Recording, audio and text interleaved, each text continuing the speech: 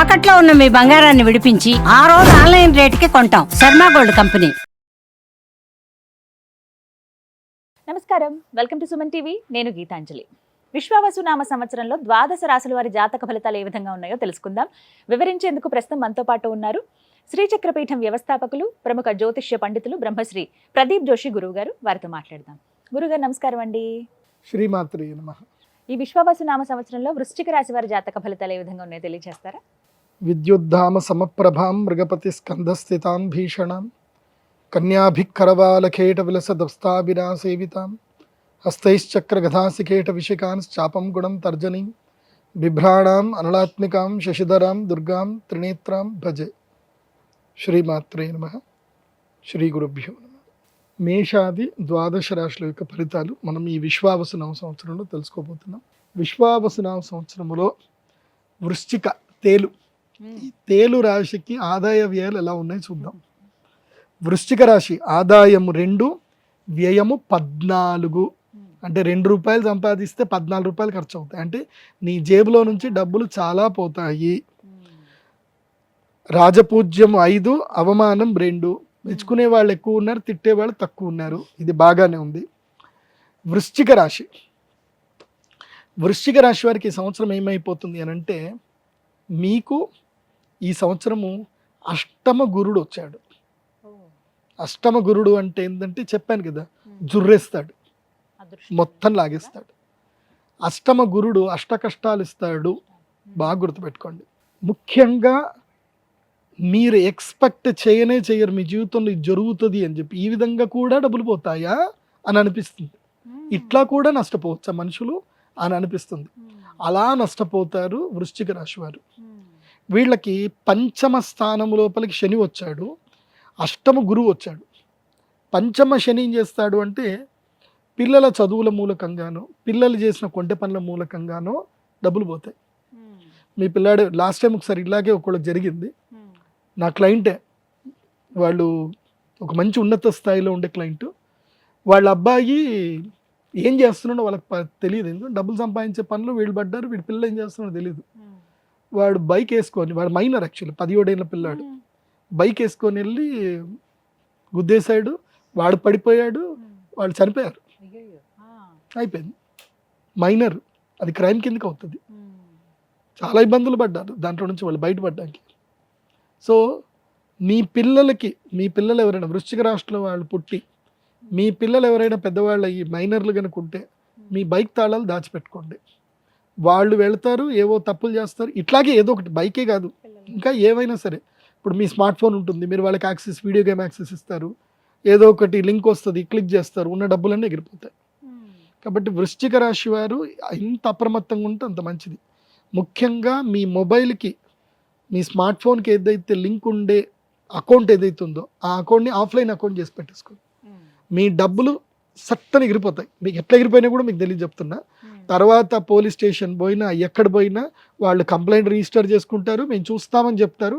వాళ్ళ సాధ్యమైనంత వాళ్ళు చేస్తారు, కానీ దొరకకపోతే ఏం చేయలేరు. ఎందుకోసమంటే సైబర్ క్రైమ్లు బాగా పెరిగిపోయాయి. మెయిన్గా నేను వృశ్చిక రాశి వారికి చెప్పేది ఏంటంటే, మీరు ఈ సంవత్సరము నా దగ్గర ఏమీ లేదు అని ఇంతే చెప్పండి. లేదు అని చెప్పకపోయే బదులు, ఏమోరా చూద్దాం, ఎవరైనా డబ్బులు అడిగారు, చూద్దాం, మళ్ళీ రేపురా, ఎల్లుండిరా, ఇలా చెప్పాలి తప్ప ఇంకేమీ అసలు డబ్బులు ఇవ్వడాలు ఇవేం చేయకూడదు. ప్లస్ మీ మొబైల్లో అనాథెంటికేషన్ యాప్స్ ఏమున్నా అన్నీ డిలీట్ చేసేయండి. ఈ సంవత్సరం వృశ్చిక రాశి వారు అప్పులు చేయకూడదు, అప్పులు ఇవ్వకూడదు. అది ఎంత గొప్పదైనా సరే అప్పులు చేయకూడదు, అప్పులు ఇవ్వకూడదు. నేను ఒకటి చెప్తున్నా, అప్పు అనేటువంటిది జీవితంలో ఎలాంటిదంటే, నువ్వు నదిలో ఈదేటప్పుడు బండ కట్టుకున్నట్టు. నీకు ఇప్పుడు నువ్వు చెరువులో ఈదుతున్నావు, బండ కట్టుకున్నావు, నువ్వు ఈత్తానే ఉండాలి. ఈదడం ఆపేవంటే మునిగిపోతావు. బండ ఏం చేస్తుంది, ముందుకు పోనీయదు, నువ్వు ఈదుతూనే ఉండాలి. సో నీ అప్పు కూడా నీ జీవితం అంతే చేస్తుంది. కాబట్టి వృశ్చిక రాశి వారు ఈ సంవత్సరము be cautious about the cyber frauds and links. And మీ యొక్క డబ్బులు చాలా, నా దగ్గర ఏం డబ్బులు లేవు అన్నట్టుగానే ఉండండి. ఉన్నాయి కూడా మర్చిపోండి, అవి బ్యాంకులో FD వేసేసేయండి, మర్చిపోండి అంతే. ఇంకా దేని జోలికి వెళ్ళకూడదు. ఈ సంవత్సరం ఎట్లుండాలంటే, వృశ్చిక రాశి వారు తిన్నామా పడుకున్నామా తెల్లారిందా, ఇంతే. ఉద్యోగం చేస్తూ వెళ్ళాలి, కొత్త వ్యాపారాలు కొత్త జోలికి వెళ్ళకూడదు. ఒకవేళ ఏది ఉన్నా సరే నిమ్మకు నీరెత్తినట్టుగా ఉండాలి. సింపుల్ వేలో నీకెంత నాకెంత, ఎగ్జిట్ ప్లాన్ లేకుండా ముందుకు వెళ్ళకూడదు. బాగా గుర్తుపెట్టుకోండి.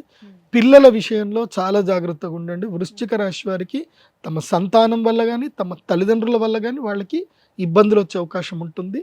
తప్పకుండా హెల్త్ ఇన్సూరెన్స్ తీసి పెట్టుకోండి వృశ్చిక రాశి వారు, ఫ్యామిలీకి మొత్తం కూడా అవసరం. వీరు కూడా మహాలక్ష్మి వారి యాగం చేస్తే మంచిదా అండి? అమ్మవారి వీళ్ళ మహాలక్ష్మి యాగం కన్నా సెల్ఫ్ డిఫెన్స్ చేసుకోవడం చాలా ముఖ్యం. యాగం చేసుకోవాల్సిందే, కాకపోతే డిసిప్లిన్, సెల్ఫ్ డిసిప్లిన్ చాలా ముఖ్యం. ఇప్పుడు ఈ అనురాధ నక్షత్ర జాతకులు ఉంటారు, వీళ్ళు అయినోళ్ళకి కానోళ్ళకి అందరికి హెల్ప్ చేస్తారు, కానీ వాళ్ళకి టైంకి ఎవ్వరు వాళ్ళకి హెల్ప్ చేయరు. అనురాధ నక్షత్రం. జ్యేష్ఠ నక్షత్రం ఉంటారు, వీళ్ళు ఎంత ప్రగల్భాలకు పోతారు, అన్నీ చేస్తారు. వీళ్ళు చేసి మేము తప్పు చేస్తే ఎవరు చూడట్లేదు అనుకుంటారు, కానీ దొరికిపోతారు. సో జ్యేష్ఠ నక్షత్రం కానీ అనురాధ నక్షత్ర జాతకులకు నేను చెప్పేది ఏంటంటే కామ్గా ఉండండి. మెయిన్గా ఏంటంటే ఈ మెయిన్గా ప్రతి గురువారము పూజ్యశ్రీ గురు రాఘవేంద్ర స్వామి దేవస్థానం కానీ, లేదంటే మన మేడం గారు గీతాంజలి గారు చాలా టెంపుల్ టూర్స్ చేశారు. ఇక్కడ కురువాపురం కూడా చేసినట్టున్నారు కదా, కురువాపురం టెంపుల్ టూర్ చేశారు. కురువాపురంకి వెళ్ళండి, దత్తాత్రేయ స్వామి క్షేత్ర దర్శనం చేసుకోండి. గాణగాపూర్కి వెళ్ళండి, లేదంటే పిఠాపురం వెళ్ళండి. దత్తాత్రేయ స్వామి వారి క్షేత్రాలు చేయండి. చాలామంది గురువారం అనేసరికి ఎక్కడికో పోతారు, అది మన ప్లేస్ కాదురా నాయన. మన ప్లేస్లు గురువారం మనం పోవాల్సిన ప్లేస్ ఏంటంటే, ఇది మన గురువారం మనం పోవాల్సింది పూజ్యశ్రీ గురు రాఘవేంద్ర స్వామి వారి దేవస్థానం, లేదా దత్తాత్రేయ స్వామి వారి దేవస్థానం, లేదా దక్షిణామూర్తి దేవస్థానం. ఇవి మన దేవస్థానాలు. మీకు ఏదో దిక్కుమాలలో ఒక సినిమా తీసేసి ఇక శరణం శరణం అంటే మీరు కూడా శరణం అనుకొని పోతున్నారు. అవన్నీ దుర్మార్గులు రా, అవన్నీ కావు, అర్థం చేసుకోండి. సనాతన ధర్మం గొప్పది. ఒక మహావృక్షం వదిలేసి ఒక గంజాయి చెట్టు చుట్టూ తిరుగుతా అంటే అది మీ దుర్మార్గం. ఎందుకోసం అంటే గంజాయి నీకు క్షణకాలంలో ఆనందాన్ని ఇస్తుంది, కానీ సనాతన ధర్మం మహావృక్షం నీకు కమ్మటి పండ్లు ఇస్తుంది. కమ్మటి ఆరోగ్యాన్ని ఇచ్చే పళ్ళు కావాలా, లేకపోతే మత్తెక్కిచ్చే గంజాయి కావాలా, అది నీ ఇష్టం. అది కూడా చెట్టే, గంజాయి అంతే, గంజాయి చెట్టు. కాబట్టి గురువారం గంజాయి చెట్టు దగ్గరికి వెళ్ళొద్దు. గురువారం ఎక్కడికి వెళ్ళాలి అని అంటే అశ్వత్థ వృక్షం దగ్గరికి వెళ్ళాలి, మేడి చెట్టు దగ్గరికి వెళ్ళాలి. అది బాగా గుర్తుపెట్టుకోండి, జీవితాన్ని చేస్తుంది. వృశ్చిక రాశి వారు ఈ సంవత్సరం ఎంత గురు ధ్యానం చేస్తే అంత మంచిది. ఒక మంచి గురువుని సేవించండి, దేవాలయాలు వెళ్ళండి, దేవాలయాల్లో క్లీనింగ్ చేయడం అవన్నీ కూడా పని చేయండి. శారీరక శ్రమ ఎక్కువ చేయాలి వృశ్చిక రాశి వారు. ఎంత శారీరక శ్రమ చేస్తే ఈ సంవత్సరం అంత మంచిది. ఏ రాశి అనేది తెలియదండి, నక్షత్రం చాలా మందికి ఐడియా ఉండదు, ఏ రాశో తెలియదు. మరి మా జాతకాలు మేము ఎలా చూసుకోవాలండి?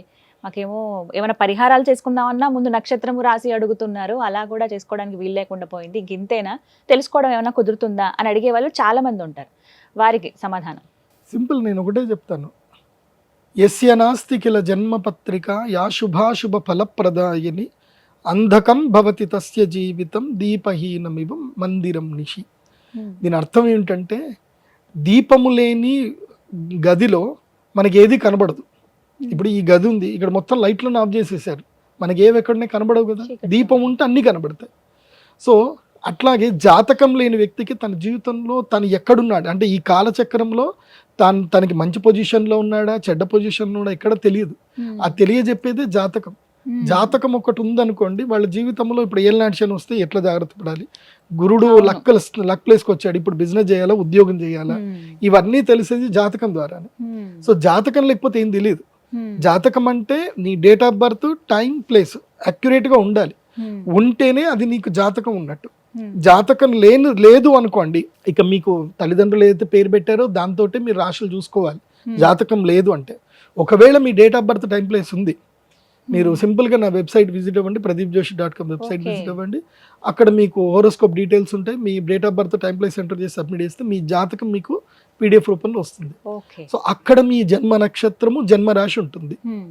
సో దాన్ని బట్టి మీ జన్మ నక్షత్రం ఏంటి, మీ జన్మ రాశి ఏంటి చూసుకొని, అప్పుడు మేము ఈ మన ఛానల్లో చెప్పే నేనైతే రాశి ఫలాలు చెప్తానో అవి మీరు ఫాలో అవ్వాలి. ఇప్పుడు పత్రికల్లో ఎక్కడ చూసినా మీ రాశి ఏంది అనేది ఆ రాశి ఫాలో అవ్వాలి. జాతకం ఉండి నంబర్ 1 ప్రిఫరెన్స్ ఏంది అని అంటే కనుక date of birth, time, place మీద వచ్చేదే ఒరిజినల్. అది లేదు అన్నప్పుడు ఇప్పుడు నీ పేరు రాము అనుకో, పేపోరారి చిత్తా నక్షత్రం తులారాశి అవుతుంది. నీ పేరు శ్రీనివాసు అనుకో, అది కూడా చిత్తా నక్షత్రము తులారాశి అవుతుంది. లేదంటే దాక్షాయిణి అని పేరు పెట్టుకున్నారు, భూదాబాడ పూర్వాషాఢ, సో పూర్వాషాఢ నక్షత్రం అవుతుంది, మకర రాశికి వెళ్ళిపోతుంది. సో ఇట్లా మీ యొక్క రాశిని ఏది తెలుసుకోవాలంటే పేరు బట్టి చెప్పే రాశి 100% అయితే ఫలితాలు ఇవ్వదు. జన్మ నక్షత్రం అంటే పుట్టిన సమయంలో ఉన్న నక్షత్రము రాశి మాత్రమే మోస్ట్లీ 80% యాక్యురేట్గా ఉంటుంది. అండ్ వన్ మోర్, రాశి ఫలాలు జనరల్ ప్రెడిక్షన్స్ అందరికీ ఇవి వర్తించవు. క్లియర్గా చెప్తున్నాను, రాశి ఫలాలు జనరల్ ప్రెడిక్షన్స్ అందరికీ వర్తించవు. నీకంటూ నీ ప్రత్యేకమైన దశ అంతర్దశలు ఉంటాయి, అవి మాత్రం నీకు మాత్రం వర్తిస్తాయి 100%.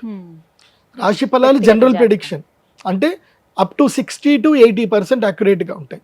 60% అయితే కన్ఫర్మ్, 80% వరకు కొంతమందికి యాక్యురెన్సీ ఉంటుంది. కానీ నీకు 100% 80 to 100% యాక్యురెన్సీ రావాలి అని అంటే దశాంతర దశలు తెలుసుకోవాలి.